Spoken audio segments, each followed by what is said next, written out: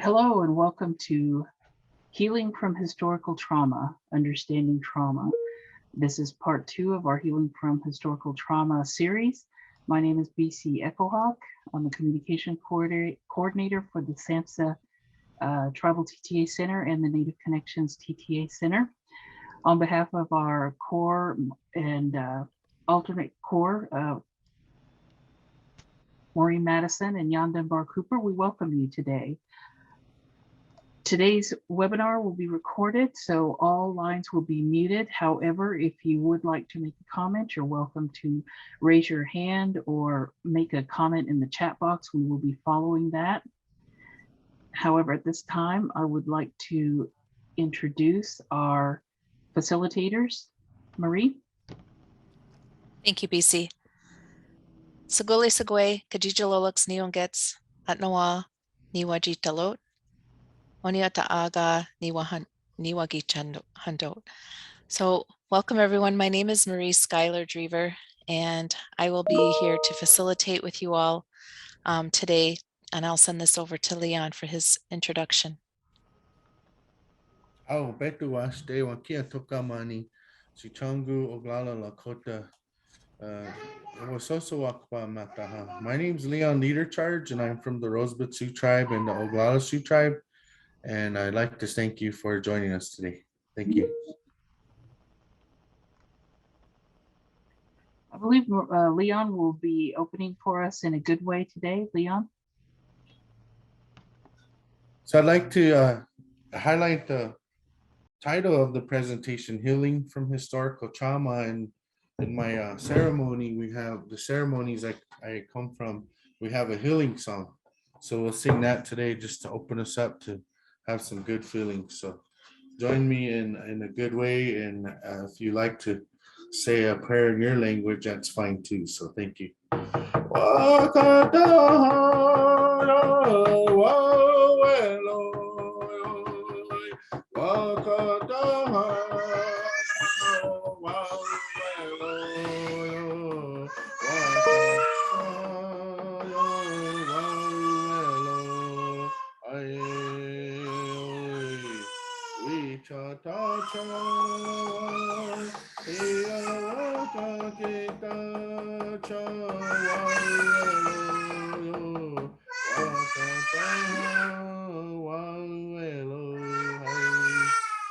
I apologize, my baby.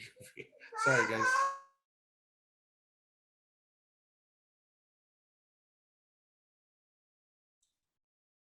Now we will go over and introduce you all to our presenters. The following subject matter experts helped us in creating this series, and we thank them for sharing their knowledge. Mr. Regis Picos of the Cochiti Pueblo, Miss Ethline Ironcloud Two Dogs, Oglala Lakota Nation, Dr. Josie Chase, Mandan Hidatsa,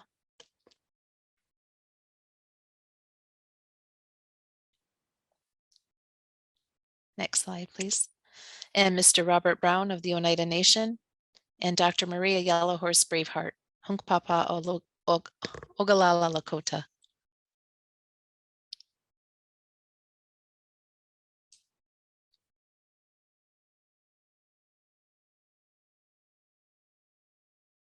Our objective today is to create education and awareness of the historical trauma and its impacts on American Indian, Alaska Native population. We'd like to introduce common language and understanding wherein we speak, educate, and share our experiences with historical trauma within our Alaska Native and American Indian nations and communities. To continue the supported efforts in healing from historical trauma and unresolved grief, and to provide examples of resilience and how we create action for healing from historical trauma.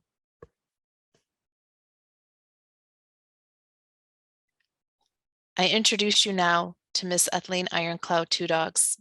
She is not able to join us today. However, we have previously recorded her presentation that we will share now. I appreciate all of you joining us. This is BC Echohawk. Rather than sharing the audio, all of the audio at this time, we have some summaries that we're going to read in along with her slides. So for this one, we previously discussed traumas that the Lakota people face, including the massacre at Wounded Knee.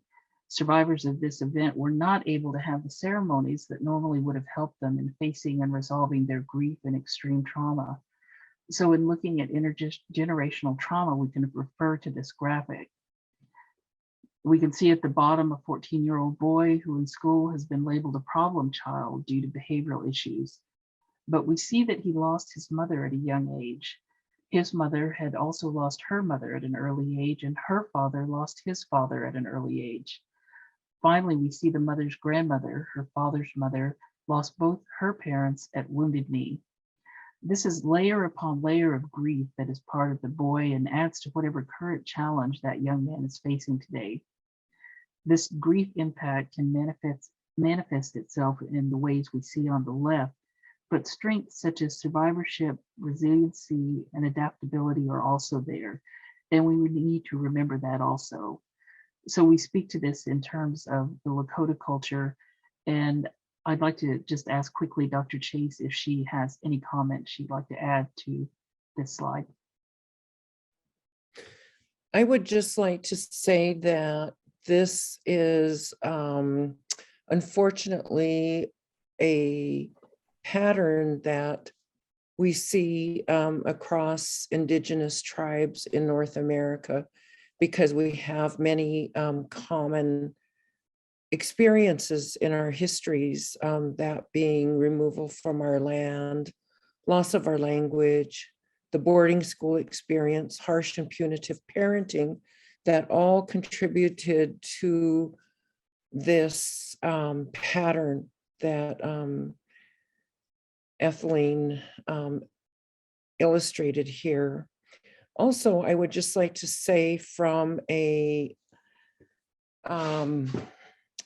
scientific, so to speak, perspective, there's this whole field of epigenetics.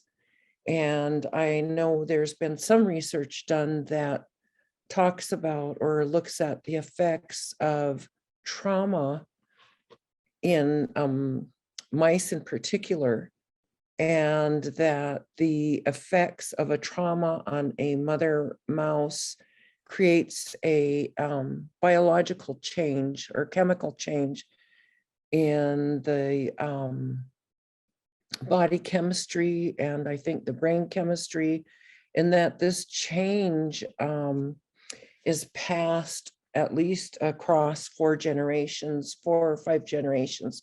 So I think, there's more and more evidence of these effects from, a spiritual, emotional, and psychological and physical perspective. Thank you. Thank you, Dr. Chase. In this slide, we see a similar graphic that reiterates the path of both intergenerational trauma and strengths. We see another young child who's been labeled as disruptive and hyperactive, possibly diagnosed as ADHD. We see all the negatives, but not the history of what's happened to them. We react to them as a system, as they're the one who's the problem, but we don't look at what's happened to their family. We see here, though, their family has several experiences that have affected not only the family, but ultimately the child. Lakota cultural ceremonies that have historically been used for healing have not been performed, leaving trauma that can manifest itself in many ways. So we're seeing a lifetime of a need for healing. And when a healing plan is made, traditional Lakota ceremonies should be considered, but little steps should be taken so they're not overwhelmed. I'll share a short quote from Etheline about this process. Take little steps with them and to not expose them right away to everything, to take them, by the hand symbolically and to share with them the teachings and to love them unconditionally. We have a word in Lakota, it's tehila. Tehila means to cherish, so the intent is to cherish all children, to cherish them as sacred beings. And whenever they do have this pain and suffering, is to respond to them, as cherished beings, not as clients, not as cases, not as, students or numbers, which those terms tend to objectify them, but to really relate to them as relatives, and to cry with them, and to try to respond to them as appropriately as possible, age appropriate, culture appropriate, all of those things.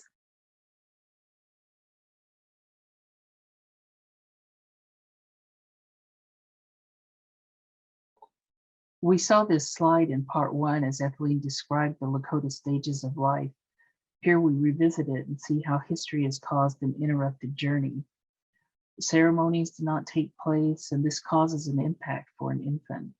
It causes a weakening of the kinship system in Lakota society, and in the first stage of life, a lack of support can frustrate young parents to the extent that it might manifest as physical abuse. This would cause the child to be removed from the parents and placed in the foster care system, where additional traumas can occur. The Lakota believe a spirit can leave the body while the body continues to physically grow.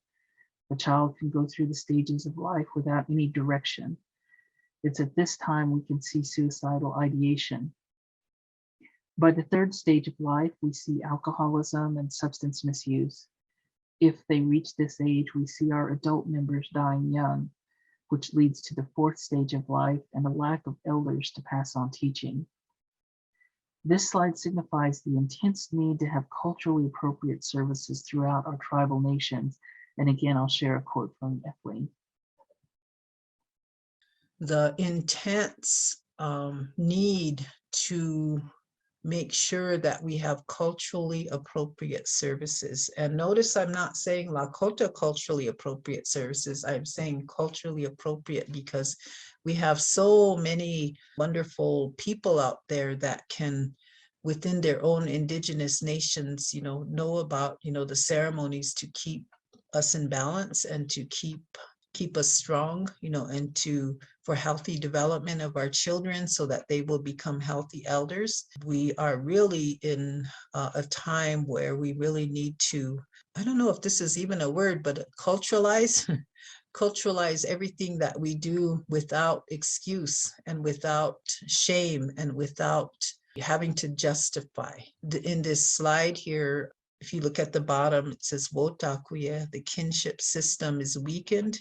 And I think that's where we can start among us, people that are listening, and those of us that are in this webinar. We can look at each other as relatives, and we can treat each other as relatives. Now, if we turn around and we look at, the people that we work with in our own individual workplaces, and if we look at them as relatives, and then if we were to look at, the people that come to us for help, that are depressed, that are lonely, that are in pain and suffering, if we look at them as relatives first, that would change the dynamics of how we approach people, and it would also change the dynamics of how they engage with, the services and the people that are providing the services.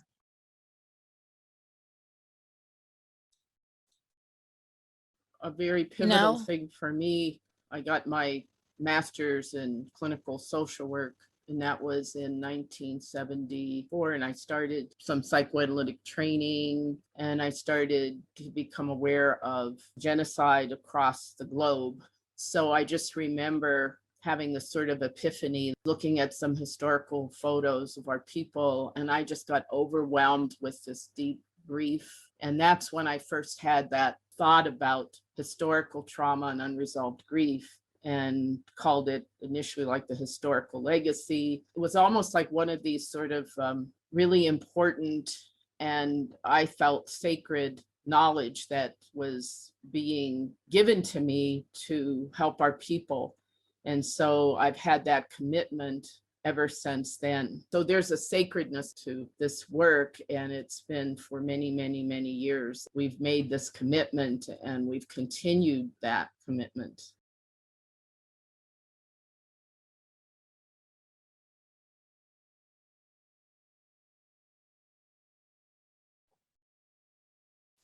Dr. Chase, did you want to add anything to that? That was the voice of Dr. Maria Yellowhorse Braveheart, who couldn't join us today, but we had her recording. Yes, I would like to go back a little bit, if I could, to Etheleen's slide, and talking about we are all related, and that's true both literally and theoretically, and that's part of the knowledge that has been lost in as a part of the forced assimilation, the genocide. So that in your introduction, you said that I'm Mandan and Hidatsa from North Dakota, and I am on my father's side, and I am also Hunkpapa and Yankdene, Dakota and Lakota on my mother's side from Standing Rock. But I wanted to say that in many of our tribal languages, there are no words for aunt or uncle or other kind of extended family. We're all related versus through mother, father. Our mother sisters are also our mothers. Our father sisters are esteemed older sisters, and the same goes for our fathers and our grandparents, so that we don't have words for cousins and that distancing kind of language, so that back in pre-European days, there were no orphans. We were all related either through blood or marriage or clanship. So we had that kind of safety net built into our societies. So I just wanted to add that. Now, if we could go back to the other slide, I would just like to say that Dr. Yellowhorse Braveheart and I met in the mid 80s, and we, I think, separately had this kind of calling to dealing with this deeper grief and loss and trauma, because we are both clinicians. And however, over the years, we've had the opportunity, and I do believe in that spiritual calling and guidance that led us on a long and winding road to implement and train and share our work around healing historical trauma and unresolved grief. So through a series of grants, we have had the opportunity to work with many tribes across the US and Canada through presentations and training, and also to do some parenting, native parenting work that we had a project that we conducted with that, and our curriculum is actually being utilized in other projects for healing or helping parents. And in one of our original projects, we learned that the parents verbalized the issue of their own trauma that they had experienced, either with their parenting, their own parents, or through boarding school, and that they needed to heal before they could even learn better ways of parenting. So we incorporated that into a parenting curriculum, and it's been very well received. I just would like to say that we had in 2001, we had a national and actually international conference regarding historical trauma, and a couple of follow-up conferences where we brought together other clinicians and participants who came from massively traumatized groups, such as African Americans and Asian Americans, Latinos. So the work has spread over the years. And in 2009, our historical trauma and unresolved grief model was selected as a tribal best practice by First Nations Behavioral Health Association. So, the work continues and has thus far culminated in an NIMH funded study where we looked at healing depression and anxiety and trauma in 2 tribal sites at 2 diverse locations, one in the Southwest United States and one in the Northern Plains area. And we've written papers about this. And I think this may be, we've published, papers, and the project was called Iiwangapia, Healing Historical Trauma and Unresolved Grief Among American Indians. So we feel honored to have, carried this work. And I think, when you look at genetics and our family histories, we can trace, a lot of what we talk about in our own families. And so therefore we're able to provide a different insight per se, as opposed to your typical Western psychotherapy intervention.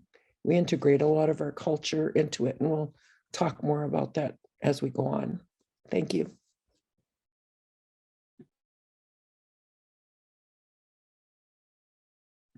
So we define historical trauma as cumulative emotional and psychological wounding across the lifespan and across generations, and it emanates from massive group trauma. The historical unresolved grief is the grief that accompanies that trauma, and it hooks in with our other kinds of losses and grief, and it's cumulative, meaning that it's layered and that it's something that we carry. And so we work at healing that by acknowledging that, not being afraid to confront this issue for us and the emotions that come with that. So in our intervention work, we address that.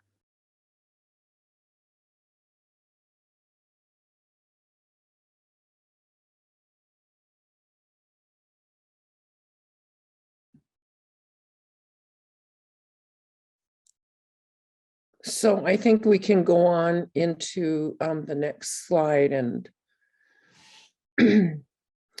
talk about the historical trauma response features, or historical trauma response.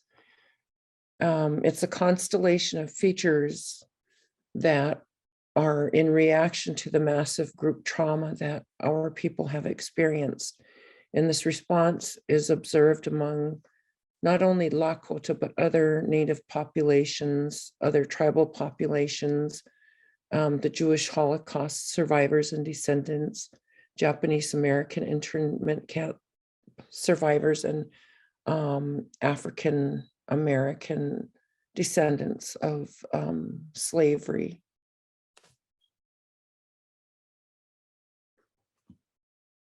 It's kind of like we put this pressure on ourselves that we are able to make up for what happened to our ancestors, so that we are sort of trying to compensate for the damage that has been done to our people, but we're not responsible for that. The way we relate to it is as if we are responsible in some way, that we somehow caused this and that we have to fix it. So it can be a burden on our people, and I think that adds to that. Death identity is sort of fantasies of reunification with the deceased, in a sense that we've cheated death, so that we really don't deserve to be alive or happy if we are alive and vibrant. And a lot of these things are unconscious, but it affects our behavior, our mood, our relationships. And then preoccupation with trauma and death, because it's so prevalent in our communities, that this COVID era is really been hard on our people because we already had high death rates and we've had a lot of losses of our relatives from COVID. So we become sort of preoccupied with trauma and death. It's so much a part of our life.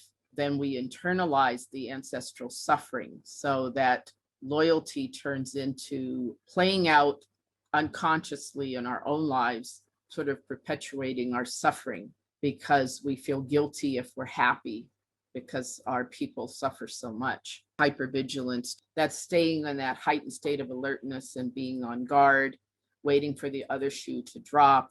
You're always expecting trauma, and it takes away energy from us to do positive things in our lives. And then we also see that vitality in one's own life is seen as a betrayal to our ancestors who have suffered so much. Like, how can I go to this school that I really want to and get a higher education when my people are suffering so much?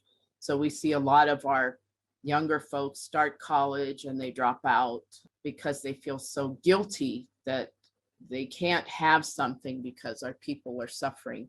What we want to switch people to is you can have this commitment to help your people, and whatever you need to do that, you would include yourself with that you're also helping yourself, your family, your community, and that you deserve to have joy in your life. Our ancestors did not want us to be suffering, and so that's an important part of that.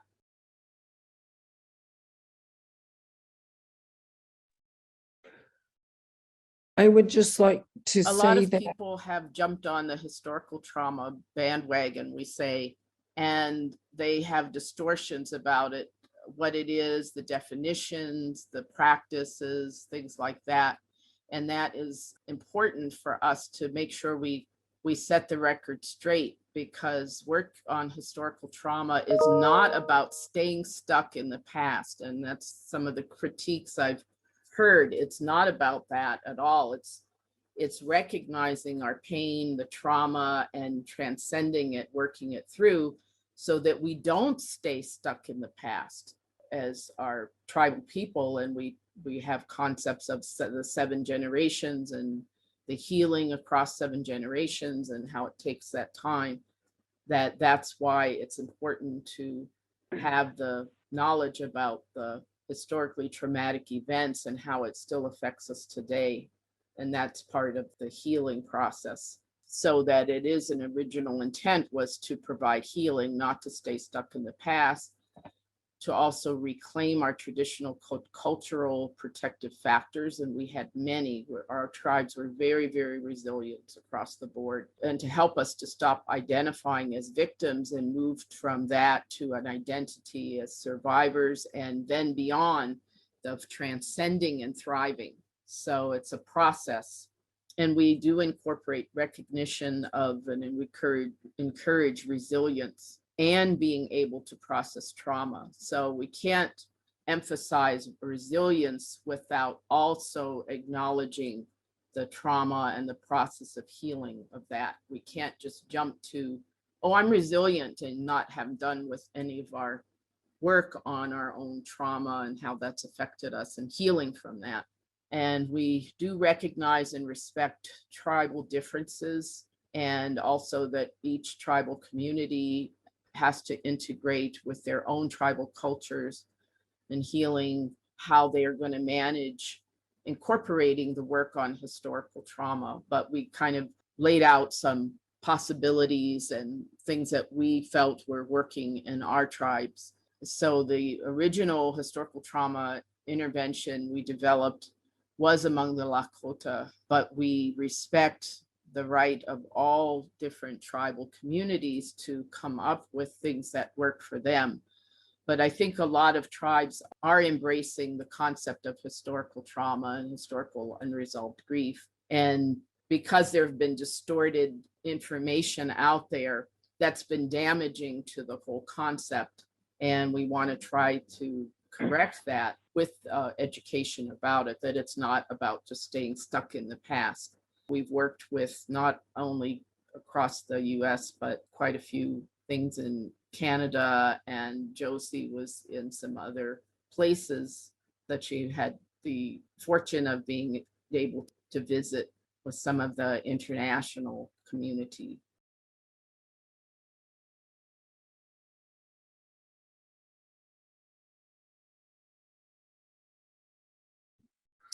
Hi, this is Dr. Chase. I just wanted to make a comment and I will talk more about this, but if we could briefly go back to the slide on the trauma response features. Or we don't have to go there. I just wanted to add that in our Iiwangapia study and in some other work that we will share our initial intervention that, in fact, our participants did have high rates of trauma exposure, multiple losses, depression, anxiety, and so that, this really plays out in our life today in, 2022. However, I would also like to say that when we talk about resilience, in 1492, we had everything we needed to take care of ourselves, to heal ourselves and keep ourselves healthy. The medicines, the rites, the rituals, and the ceremonies, to heal ourselves. And subsequent to that, all of that was eroded. So today we do integrate all of those things into our healing interventions. And I also wanted to comment on the kind of stereotype of the Stoic Indian. That's part of this trauma response. And it's called psychic numbing, that, in order to survive, we've had to shut down a lot of our emotions and operate, kind of in a field of limited emotions in order to manage all these layers of trauma and loss. Thank you.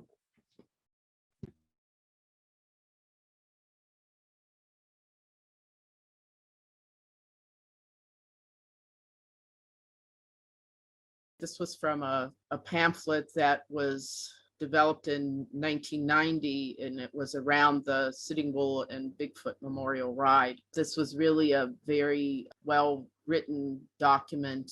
It was a short document, but it was talking about our healing, and that basically we're saying that Takini is to be reborn, and that we can give hope to our people through the historical trauma and unresolved grief intervention and other kinds of things, and bringing back a lot of our sacredness, our ceremonies. And that's been going on for a long time now. But it just says to let 100 drums gather. It must be a time of celebration, of living, of rebuilding, and of moving on. Our warriors will sing a new song, a song of a new beginning, a song of victory. Let our warriors sing clear and loud so that the heartbeat of our people will be heard by Sitting Bull and all our ancestors in the spirit world. Let us send to our great chief a new song to sing when he rides around the people in the spirit world.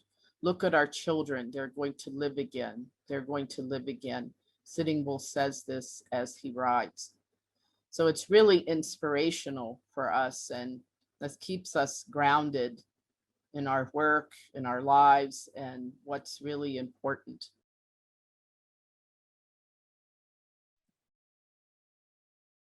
I would like to add that, we've, I guess, consulted our relatives, our ancestors, and asked for guidance, in our ceremonies, and that we really feel that, they guide our work and help us to conduct healing and to share with the families of today and the children, so that we can return to, mending the sacred hoop. Thank you.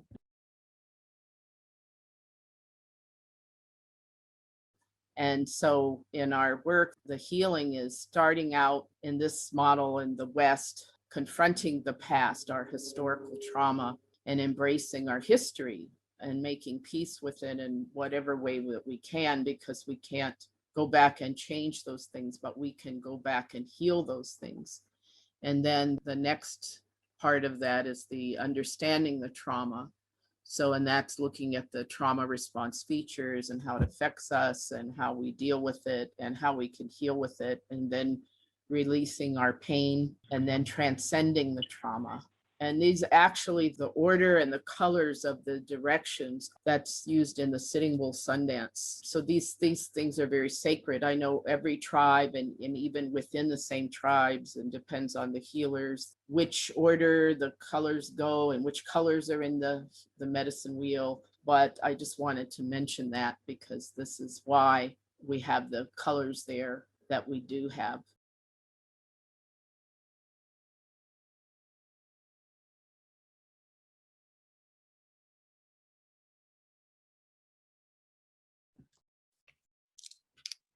So we'll, I guess, talk about this journey that we embarked upon in working together when we came together in the mid 80s, and then started, fleshing out, I guess, the model that we work with and where we are today. So, our foundational endeavor is for the reduction in the sense of feeling responsible to undo our painful historical past, to decrease the shame, stigma, anger, sadness, and guilt of what happened to our people, and that we could have done more about it to change it. And in 1992, our first intervention was conducted here in the Sacred Black Hills in South Dakota. And we brought together 40 grassroots healers from several tribal programs in the Dakotas, as well as maybe Nebraska and Montana. And it was based on Dr. Braveheart's dissertation. And so these were the outcomes. So that was our first intervention in 1992, and we've continued to build and disseminate the work since that time. So I lost track of how many years that is now, but it's a long time. So going back to our intent to increase the joy and sense of personal power in valuing our true selves and our tribes, an increased sense of parental competence, increase the use of our traditional language, increase communication with, the participants' own parents and grandparents about historical trauma. We found improved relationships between children, parents, and grandparents, and the extended kinship network. So it's really rebuilding our hsa, the interconnection, our extended family, our network of interdependency within our communities, our families, our tribes. Through the intervention, we found that people experienced an increased pride in being Lakota and valuing one's culture. For example, the 7 laws that we were given to live by, such as generosity, compassion, to have a great mind, And that goes back to what the statement I made earlier about us having everything that we needed to care for ourselves. So in our language, there's a deep understanding and knowledge about life and how to live a healthy, positive life with oneself and, in relationship to all of humanity and, the four-leggeds and the plants, the earth, our Mother Earth. So I'll talk more about these findings from that 1992 study. There were some really important findings, but I guess we can move on to that. And so we found that there were some gender differences for the emotions that people experienced before, during, and after the intervention.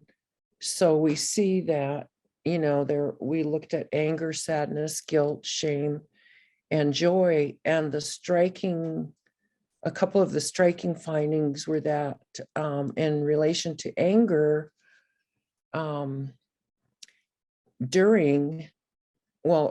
initially the male and female were about the same, the participants in their feelings of anger, but during there was a large difference between females and being in touch with their anger at 41% and males at 66%. And then at the end of the intervention, they expressed a large reduction in the sense of anger. And I think that has come through working through the trauma, having a better understanding of it, and feeling relieved of doing that, and a sense of hope for the future. So you see that 11.8% for females and 26% for males. So this really led us to know that we're on track. The other one would be, I think, with sadness. They were close at beginning, and then at the end, there was like a 65%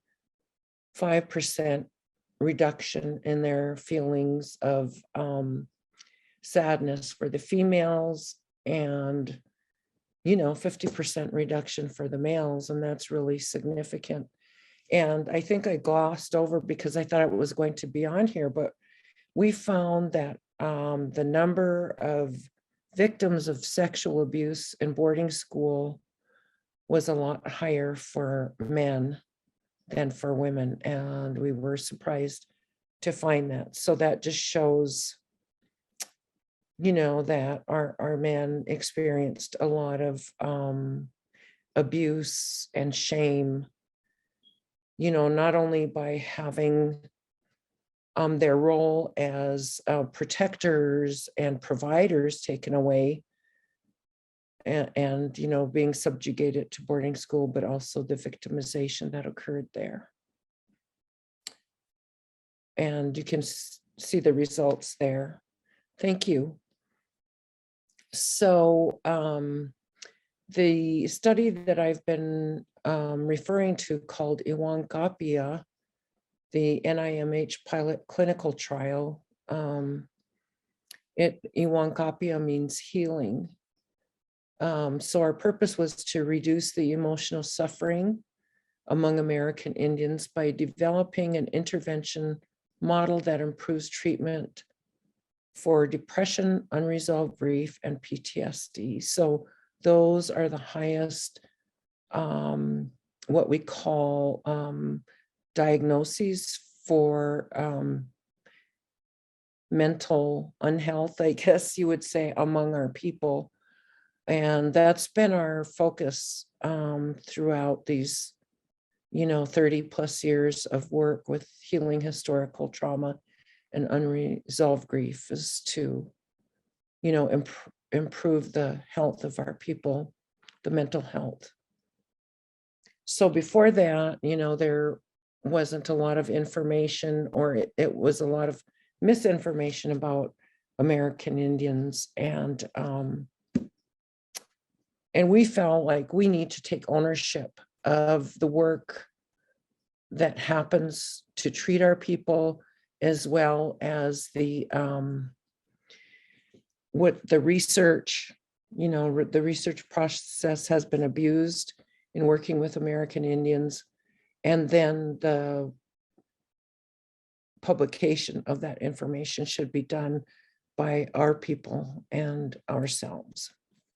So we just conducted the study at 2 sites, one Southwest urban site and one Northern Plains rural reservation site. And we combined an evidence-based model or intervention called interpersonal group psychotherapy. And we integrated or combined that with our historical trauma and unresolved grief model, and compared that to the IPT only, or interpersonal psychotherapy only. And we did this at the 2 clinical sites. So we can move on to the findings. The preliminary themes and findings from our study we think are important and really validated a lot of what we know about our people and clinical healing work. So the group engagement scores, that means that the people really there was cohesion among the group and a lot of sharing, support and relationship building.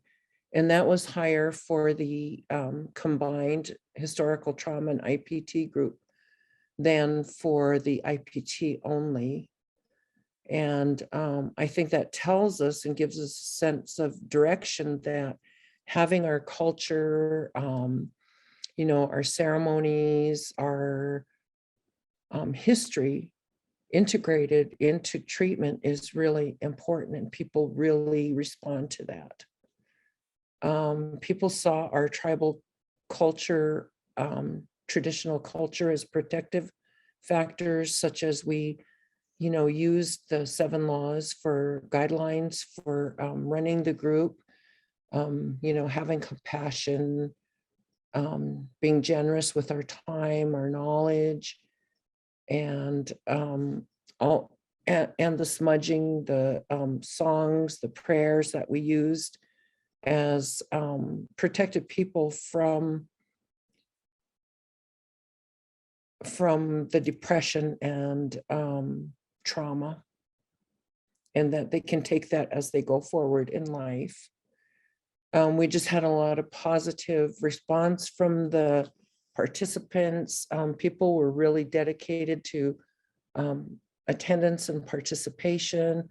For example, one woman didn't have a ride, so she hitchhiked to the group, and it was like 60 miles or something. Another participant was unable to make group one evening, but she came earlier in the day and drove like 30 miles to tell us that she wouldn't be able to make the group, because she had such a commitment to the group. Another important thing was that the providers or the facilitators preferred the historical trauma model to the IPT only. Even a couple of non-native providers stated that they preferred the historical trauma model. And so we found that this really validated that people respond to the model. They like not being alone in their depression.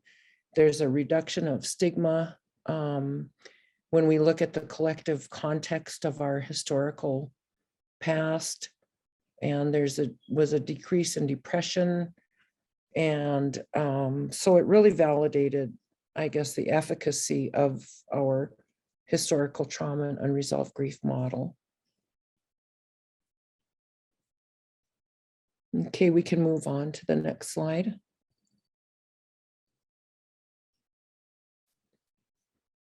So these are just some pictures that when we talk about resilience and building resilience, these are some efforts that began in Lakota country in 1990 when the Bigfoot memorial writers followed the route or commemorated the 100th anniversary of Sitting Bull's death and the Wounded Knee Massacre by following the route and doing a 4-day spiritual ride for healing. And I think Maria talks about that more in the next slide, perhaps. Okay, so I'll just say that this was a vision by an elder who was very active in the community. So he was the lead Bigfoot memorial writer, and he was always somebody, he was very knowledgeable in the culture, the language, and spirituality, and people looked to him always for guidance, and he carried a responsibility for healing and helping people in the community. So so he initiated that ride that went on for 4 years. And he also participated in our initial intervention in 1992 in the Black Hills. And so he talks about himself as a wounded healer, meaning he experienced the wounding, the depression, the loss, the grief, his family history. And he made this statement, which I think is so powerful. I sacrificed to wipe the tears of the people, but until today, no one had wiped my tears. So he really felt that his woundedness was acknowledged and healed. So that just, I guess, is a testament to the experience of participating in our 4-day intervention. And that's how we approach healing, is that we do our own work.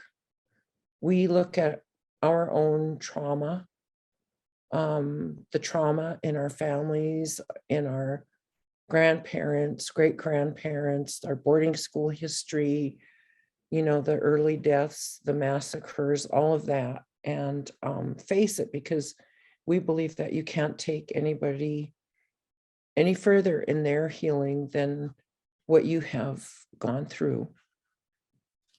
So that's our approach. We can move on to the next slide.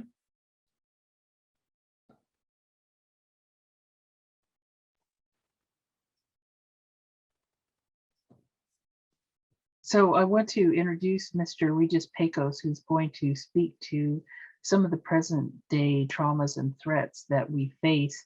We've heard about the foundation, and we'll ask him to start us off as we move towards resilience. Thank you. Thank you. And let me just first say thank you and how much I appreciate the context that our colleagues provided in the kind of intergenerational trauma that continues presently. And so the Leadership Institute that I co-founded, based at the Santa Fe Indian School, which is one of the remnants of boarding schools established in 1890, this slide just really reflects in a recent series of community institutes on the impacts of COVID, but you can see that the way that people reflected upon their experience during this time that's not yet over, one of the major events that has disproportionately impacted our people. But this really is a reflection about the continued ways in which the history of policies and laws intentionally created to dismantle our own systems and institutions continue to manifest in ways that create poverty, that create hunger, that create health disparities, cycles of violence, and ultimately culminating in a sense of hopelessness when we see Native youth being the highest among those who take their own lives. And so as we continue to move forward, I'll be sharing the ways in which we are shifting, attempting to shift the paradigm with the complexity of the ways in which the past manifests into current challenges, understanding that the challenges we face today are deeply embedded in our history. And so this is an area where we are shifting to move and work with young people in intentional ways to create a sense of love of who they are, a sense of love for their language and culture, and ground them and root them in the things that were part of the gifts of our Creator, using a core values paradigm as the basis of their response in everything that they do in their decision-making process.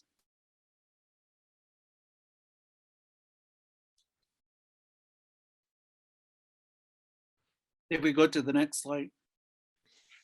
Thank you. So now we are going to be moving into our healing in action, the journey of healing. And we're going to hear a piece, an audio piece from Mr. Robert Brown. So there's a lot of things with what happened to our people.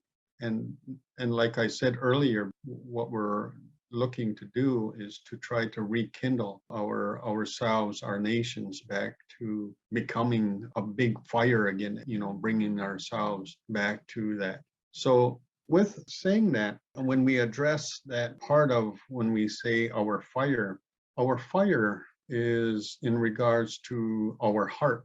That's where our fire is, And in speaking, like I was saying earlier, that when a family member passes, their fire, they're all connected, and then one diminishes, part of the fire diminishes. It sort of like becomes dismantled. It's not together as it should be.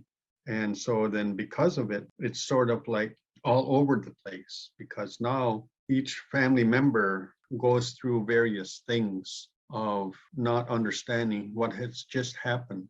It can be a child, it can be a youth, it can be an adult, and it can be an elder within our families. And when that happens, that family fire is dismantled. And so the thing is that those of us, we say the clear-minded, ladit ni gukah, negwi ka ikan lunul ha, galipayanda kwe.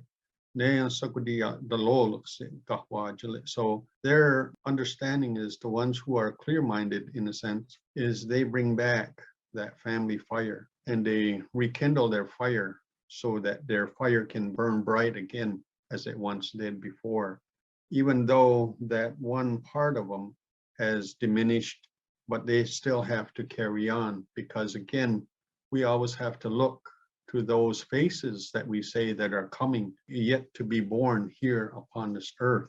And we say that their faces are within the earth yet, that they're waiting to be born. And so it's sort of like it's a continuation.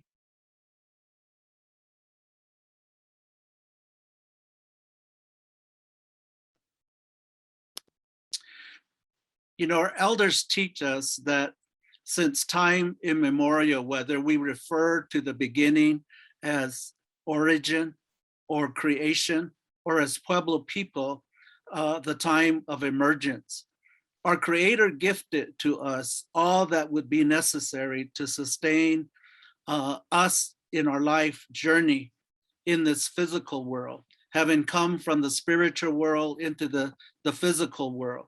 And the gifts of the Creator are our Mother Earth upon which we set foot, that we're connected to, that define ultimately who we are. Language that is the most precious gift that allows us to recognize our purpose in life and meaning in life, our way of life and our governance systems that provide for the relationship of all living things, and certainly the indigenous laws and customs that allow for the maintenance of the balance of these relationships. And of course, family as the ultimate receiver of the precious gift of children, the spirit that allows for humanity to continue, as well as the community that we all become members of, that are responsible for nurturing the minds and the hearts of our children, and all of the resources symbolized by water as the ultimate giver of life. And so our elders teach us that every generation is responding to the challenges and the greatest expression of the love of the gifts of the Creator is how we respond to the challenge for the maintenance of all the gifts of the Creator. And so this is a photo of Pueblo leaders fighting for protecting Pueblo lands in the 1920s on the north side of our nation's capital in Washington, D.C.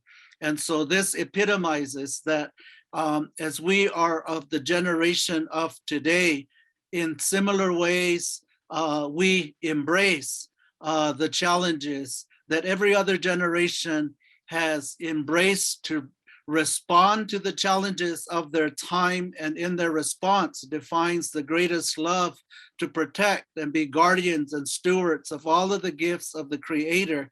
And so now is our time to do the same.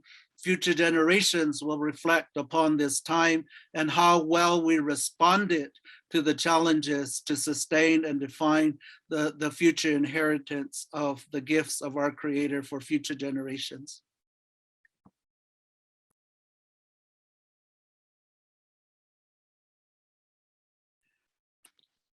And so as we move to embrace the challenges today that are deeply embedded in the history, in the ways in which policies and laws manifest into every conceivable way that our colleagues have presented a contextual setting to understand and appreciate that the ways that people over generations have been affected define who we are today.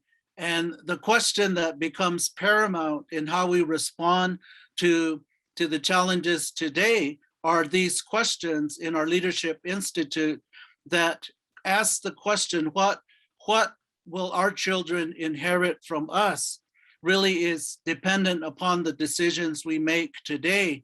And we use a 100-year timeline to look at the past 100 years and the way that we are personally connected to our parents, our grandparents, great-grandparents, and elders and ancestors of our communities, and what they overcame to the very present. And as we ask, what does the next 100 years look like? Well, what we do today, the decisions we make today, is already affecting where we are today with our children, our grandchildren, and great-grandchildren. So 100 years into the future is not some distant part of our future. It is happening and being defined today by how we respond. And one of the most critical questions is, what kind of caretakers will our children become?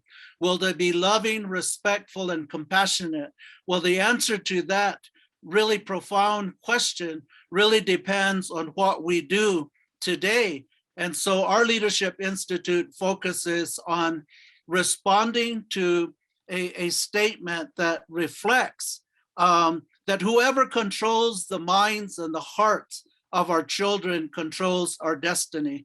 And so we are shifting in how we deal with young people, caretakers of our communities in the future, by engaging them intentionally in creating new programs and new contextual settings that transfers the breadth of what has survived over time, so that we are using our strengths to build upon in the decisions that we make today.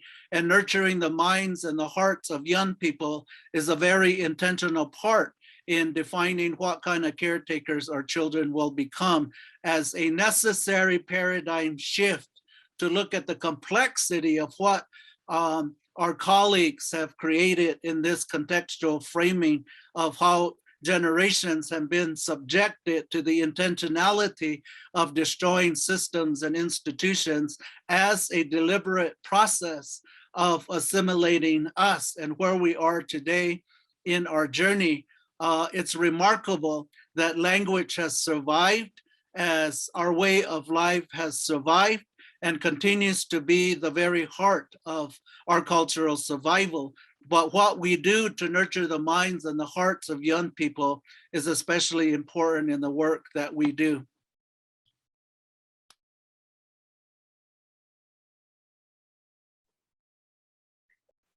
So as we hear from Regis and the Pueblo outlook on the future and hopes for children, we move back to Ethleen's description of Lakota ceremonies and ways.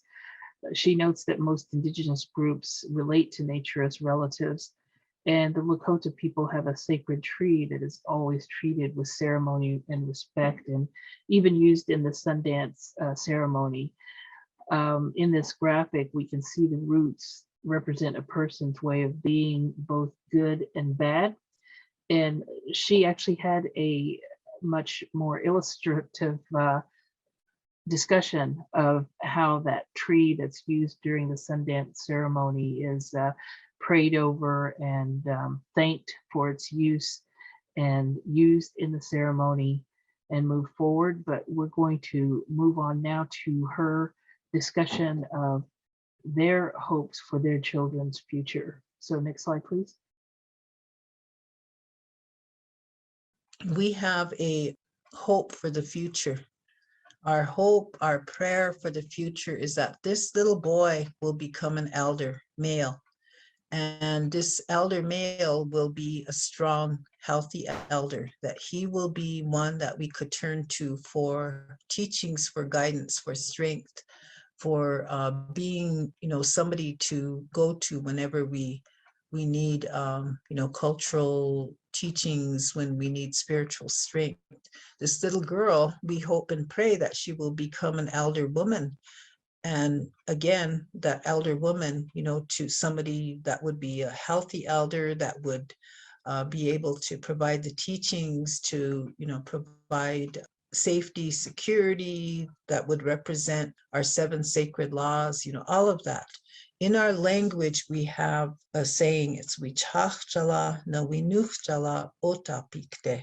So how do we get there? How do we get to be a wichachchala, which is elder, an elder man, or a winuchchala, which is an elder woman?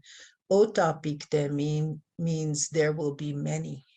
There will be many elder men and elder women.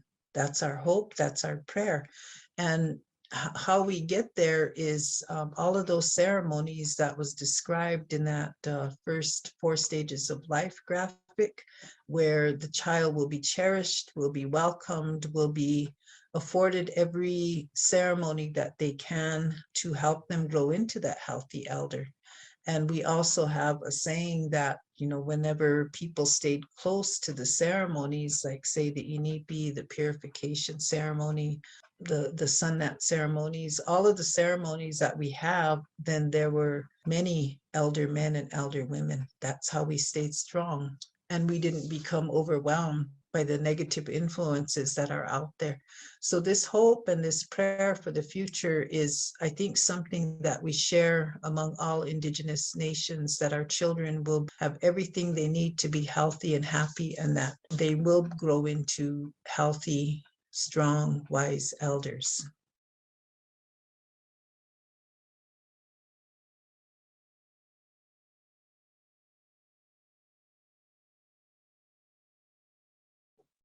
Next slide, Mark.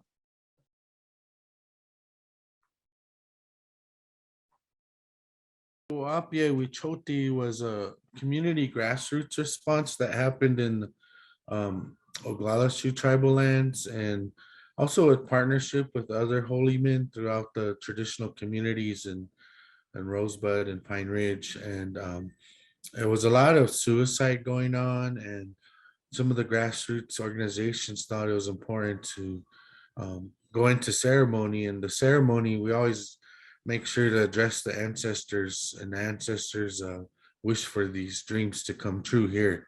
And this Teca Woapiye Wicoti was one of the goals to come. So talked about Wopa Kinte, wiping off the trauma of the spirit, and bringing identity to have a Lakota spiritual name, so we can enhance self-efficacy and self-identity and healing of historical trauma. Next page. Next slide, please. Wicoti Wiki Glecha, the camp goal is really to promote healing, and Wachante Ognake is to help create a warm environment for the youth. There's a lot of things we concentrate, like talking circles, teach them about the teachings of the bow and arrow. There's a buffalo hunt that happens. It's all guided by ceremony. And also the kids get to have fun, get to watch a movie or do fun things, do games. Woapiye is wiping off the trauma, the spirit. And these ceremonies were done through our holy men. Fortunately, our communities still have contact with their ceremonies and can access that healing energy through the ceremonies.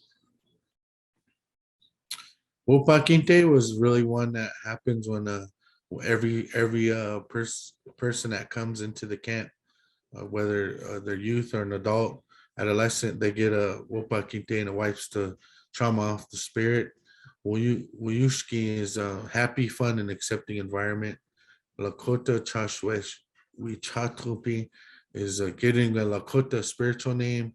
We're promoting the Wachozani, good health, Wawashake, and strengthening the strength-based approach. Next slide, please. Thank you. Thank you, Leon, for that context again. In our Leadership Institute, we recognize that we are now into about 130 years of the continuance of what started in 1890 with the first introduction of the Indian education policy that was built on the mantra that the way you kill language and the way you kill culture is to remove the children from their language and culture and deny those children their language and culture. And that was the beginning of the boarding school era. And when we think about the reality today that 90% of all of our children are enrolled in public schools across Indian country, where only 1% to 2% at best of all teachers teaching our children to be Native American. The reality is that for the majority of our children, they will never see a Native teacher in their classroom K through 12. So one of the very intentional ways in which we are reclaiming what we desire that our children learn, much of what has been this discussion today is not taught in public